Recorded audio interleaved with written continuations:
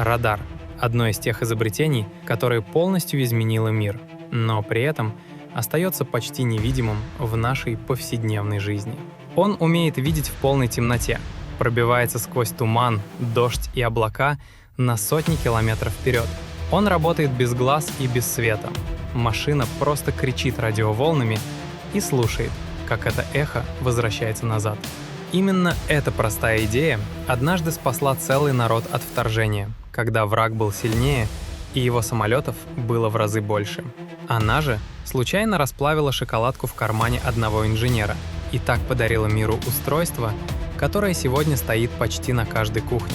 С помощью радара ученые заглянули под облака чужой планеты и нарисовали карту мира, который ни один телескоп не мог рассмотреть.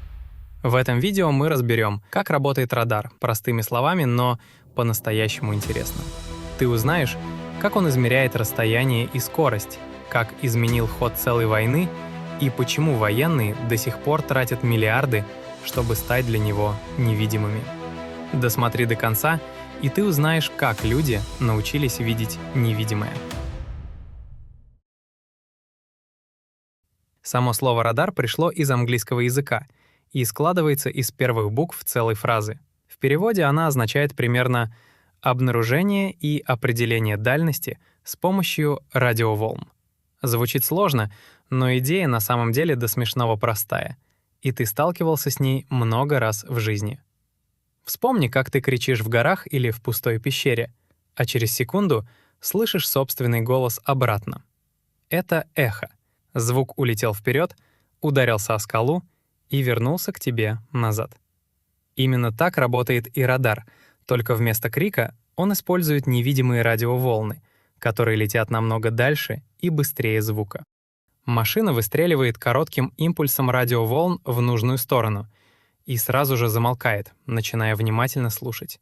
Если на пути волны попадется самолет, корабль или дождевая туча, часть сигнала отразится и полетит обратно к антенне.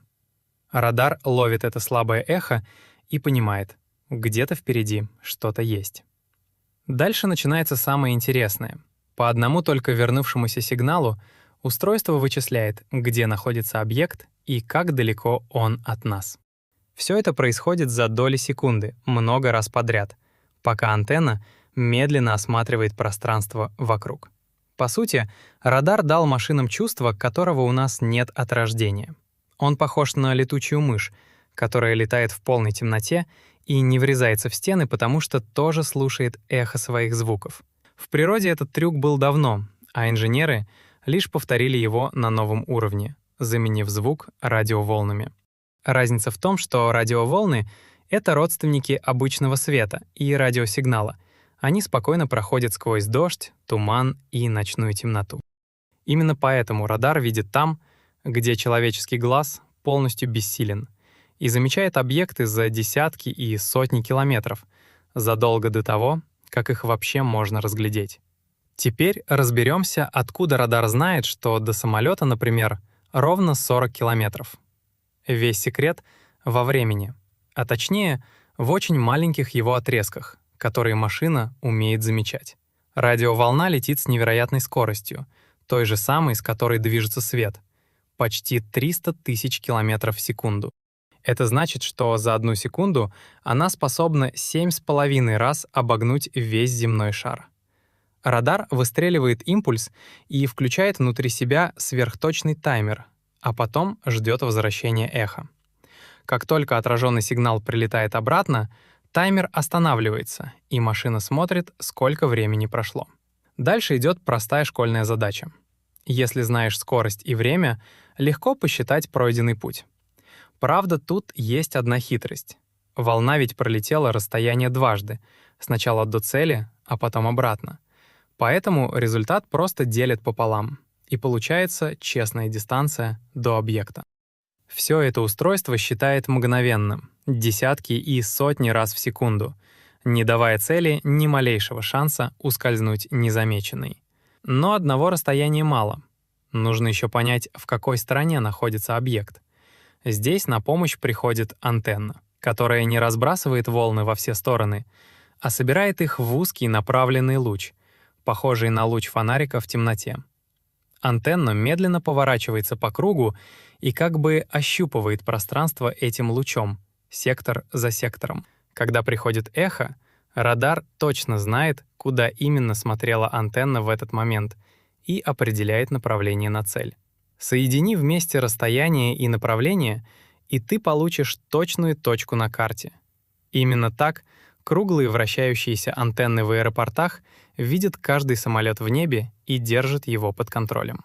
Радар умеет не только находить объект и мерить расстояние до него, он еще и точно знает, с какой скоростью тот движется. И для этого используется очень красивое природное явление, с которым ты сталкиваешься буквально каждый день на улице. Вспомни, как мимо тебя проезжает машина скорой помощи с включенной сиреной. Пока она приближается, звук кажется выше и звонче, а как только проносится мимо и удаляется, он резко становится ниже и глуше. Сама сирена при этом воет абсолютно одинаково. Меняется не она, а то, как звуковые волны доходят до твоих ушей. Когда источник звука едет на тебя, он словно поджимает волны спереди, и они приходят чаще, отчего тон звучит выше. Когда он удаляется, волны, наоборот, растягиваются, приходят реже, и звук делается ниже. Это явление называют эффектом Доплера, по имени ученого, который его описал еще в XIX веке. Самое интересное, что этот же фокус работает не только со звуком, но и с радиоволнами радара. Волна, отраженная от приближающегося объекта, возвращается чуть сжатой, а от удаляющегося — чуть растянутой. И машина умеет замечать эту крошечную разницу. По величине этого сдвига радар с высокой точностью вычисляет, летит цель на него или прочь, и как быстро она это делает. Именно так работает знакомый всем дорожный радар, который ловит превышение скорости у автомобилей на трассе. Ровно на этом же принципе построены и метеорологические радары, которые следят за грозами и ураганами. Они видят не просто тучу, а то, куда и как быстро движутся потоки дождя и ветра внутри нее. Благодаря этому синоптики предупреждают людей об опасной буре за несколько часов до того, как она обрушится на город. История радара началась намного раньше, чем принято думать, и первым к идее подошел немецкий инженер Кристиан Хюльсмайер. Еще в далеком 1904 году он создал устройство, которое назвал телемобилоскоп, и придумал его для очень практичной задачи. В те годы корабли в тумане часто сталкивались друг с другом, и это приводило к настоящим трагедиям на воде. Его прибор посылал радиоволны вперед по курсу судна и ловил отражение, если впереди оказывался другой корабль. При обнаружении препятствия аппарат даже звонил в колокол, предупреждая команду об опасности заранее. По сути, это был первый в мире работающий радар, опередивший свое время на целые десятилетия. Но мир тогда оказался просто не готов к такому изобретению, и оценить его никто по-настоящему не смог. Морские компании не проявили интереса, денег на развитие не нашлось, и блестящая идея надолго осталась лежать без движения. Прошло больше 30 лет, прежде чем к ней вернулись всерьез, и подтолкнула к этому, к сожалению, надвигающаяся угроза большой войны. В 30-х годах прошлого века в разных странах инженеры почти одновременно снова взялись за радиоволны и обнаружение целей. Особенно далеко продвинулись в Великобритании, где ключевую роль сыграл ученый по имени Роберт Уотсон-Уатт. Ему поставили серьезную задачу — найти способ заранее замечать вражеские самолеты на подлете к острову. Он доказал, что радиоволны способны надежно засекать летящий самолет на большом расстоянии, и быстро превратил теорию в рабочую систему. Так, на побережье Британии выросла целая цепь высоких радарных станций, которую назвали Chain Home.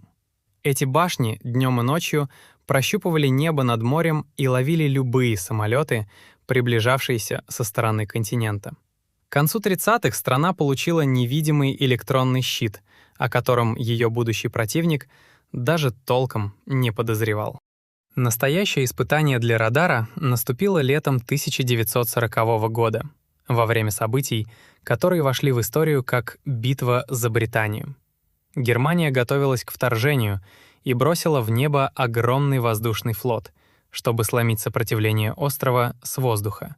Силы были откровенно неравными. У нападавших было заметно больше самолетов и опытных пилотов, чем у обороняющихся.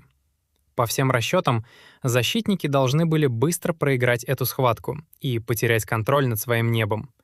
Но у них имелось то, чего почти не было у противника — работающая сеть радарных станций вдоль всего побережья. Эти станции замечали приближение вражеских самолетов еще над морем, задолго до того, как те долетали до берега. Информация мгновенно уходила в единый командный центр, где на большой карте отмечали, откуда и куда движется каждая группа целей. Благодаря этому командование точно знало, где именно ждать удара, и не тратило силы впустую. Раньше пришлось бы держать самолеты в воздухе постоянно, патрулируя все небо на всякий случай, и летчики быстро выматывались. Теперь же истребители спокойно ждали на земле и поднимались лишь тогда, когда враг был уже обнаружен и его курс истин. Это полностью изменило правила игры и позволило маленьким силам обороны драться на равных с превосходящим противником. Каждый вылет был точным и осмысленным, а не отчаянной попыткой угадать, где появится враг в следующий раз. По сути, победу принесла не только храбрость пилотов, но и умение видеть противника раньше, чем он видел тебя. Информация оказалась сильнее численного перевеса, и это стало одним из главных уроков той войны. Германия так и не смогла добиться господства в воздухе и в итоге отказалась от плана вторжения. А скромные радарные башни, которые сначала мало кто принимал всерьез, тихо изменили ход всей мировой истории. Иногда великие изобретения рождаются не в лаборатории по плану, а совершенно случайно, из простого любопытства. Именно так появилась микроволновая печь, которая сегодня стоит почти на каждой кухне мира. А началось все с радара и с внимательного инженера по имени Перси Спенсер, работавшего в американской компании. В 40-х годах он занимался магнетронами. Это такие мощные лампы, которые вырабатывают радиоволны для работы радарных установок. Спенсер был человеком наблюдательным и не имел даже нормального школьного образования, но обладал редким инженерным чутьем. Однажды он стоял рядом с работающим магнетроном и вдруг заметил, что шоколадный батончик в его кармане полностью растаял. Другой бы просто расстроился из-за испорченной сладости, но Спенсер сразу задумался, почему это вообще произошло. Он понял, что дело в невидимых волнах, которые излучал прибор и которые как-то нагревали еду изнутри. Чтобы проверить догадку, он положил рядом с магнетроном обычные зерна кукурузы, и они тут же начали лопаться, превращаясь в попкорн. Следующим смелым опытом стало яйцо, которое от нагрева не выдержало и эффектно взорвалось прямо на глазах у коллеги. Так инженер понял, что радиоволны определенной частоты способны быстро разогревать продукты, богатые водой. Волны заставляют мельчайшие частицы воды внутри пищи очень быстро колебаться, и от этого трения рождается тепло. Именно поэтому еда в микроволновке греется как бы сразу изнутри, а не только с поверхности, как на обычной плите. Компания оценила открытие, и вскоре появились первые микроволновые печи, правда, поначалу огромные и жутко дорогие. Ранние модели были размером с холодильник и стоили как хороший автомобиль, поэтому их брали лишь рестораны и большие кухни. Прошли годы, техника подешевела и уменьшилась, и военная технология тихо переехала с полей сражений прямо на наши кухни. Сегодня радары давно перестали быть только военной техникой и незаметно окружают нас буквально со всех сторон. Начнем с неба. Без радаров невозможно представить работу ни одного крупного аэропорта в мире. Диспетчеры видят на своих экранах каждый самолет, знают его высоту, скорость и направление, и разводят машины в воздухе, чтобы те не сближались. Тысячи рейсов ежедневно взлетают и садятся безопасно именно потому, что радар держит все небо под постоянным наблюдением. Без этого невидимого контроля современные полеты стали бы смертельно опасными, а привычные путешествия по воздуху просто невозможными. Дальше — погода. Ведь синоптики предсказывают дождь и бурю тоже с помощью специальных метеорологических радаров. Такой радар посылает волны в облака и по отражению от капель понимает, где идет дождь, а где зреет опасная гроза. Он показывает не просто тучу, а ее движение и позволяет предупредить людей об урагане или граде заранее. На море радары стоят почти на каждом серьезном судне и помогают капитанам замечать другие корабли, берег и айсберги в темноте и тумане. Есть и георадар — прибор, который смотрит не вверх, а вниз, под землю, и находит там трубы, пустоты или спрятанные объекты. Но самое поразительное применение радара находится далеко за пределами нашей планеты, в глубоком космосе. Венера, соседка Земли, всегда была загадкой, потому что ее поверхность вечно скрыта под плотнейшим слоем облаков. Ни один обычный телескоп не мог заглянуть сквозь эту завесу и увидеть, что там внизу, на самой поверхности. Тогда ученые отправили к Венере космический аппарат с радаром на борту, и он сделал невозможное. Радиоволны спокойно прошли сквозь облака, отразились от гор и равнин планеты и вернулись обратно к аппарату.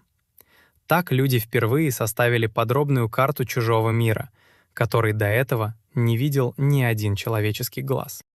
Как только люди научили машины видеть с помощью радара, тут же появилось встречное желание — от этого зрения спрятаться. Ведь если радар замечает вражеский самолет заранее, то огромное преимущество получает тот, кого радар засечь не может. Так родилась целая область инженерии, которую называют технологией малозаметности, или, более известным словом, стелс. Задача здесь звучит почти как фокус. Сделать большой боевой самолет незаметным для радара, хотя физически он никуда не исчезает. И инженеры нашли сразу несколько хитрых способов обмануть тот самый луч, который так надежно ловит обычные машины. Первый секрет — это необычная угловатая форма корпуса, которую можно заметить у самолетов вроде американского F-117. Обычный самолет с гладкими округлыми боками отражает волну радара прямо назад, к источнику, и тем самым громко выдает себя. А самолет-невидимка сделан из множества плоских граней, расставленных под хитрыми углами, будто ограненный камень. Такие грани отражают пришедшую волну не обратно, а куда-то в сторону, в пустое небо, где ее никто не ждет и не ловит.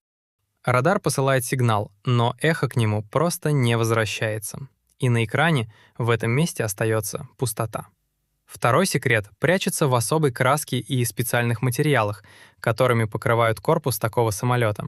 Эти покрытия работают как губка для радиоволн. Они не отражают сигнал, а поглощают его и превращают в крохотное тепло. В итоге даже та часть волн, что все же попала в корпус, почти не возвращается назад к радару. Вместе форма и покрытие делают огромную боевую машину заметной для радара не больше, чем маленькая птица.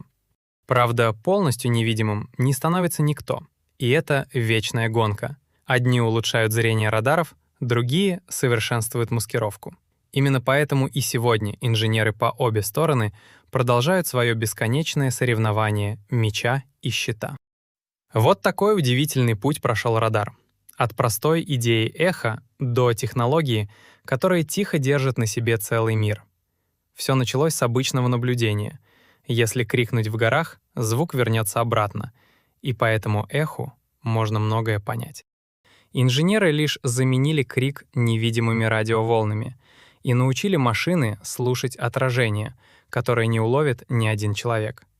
Из этой скромной мысли выросло устройство, которое видит в полной темноте, сквозь туман, дождь и плотные облака. Оно измеряет расстояние по времени полета волны и определяет скорость по тому, как меняется вернувшийся сигнал. Один и тот же принцип однажды спас целый народ от вторжения, помогая заранее видеть врага в небе над морем.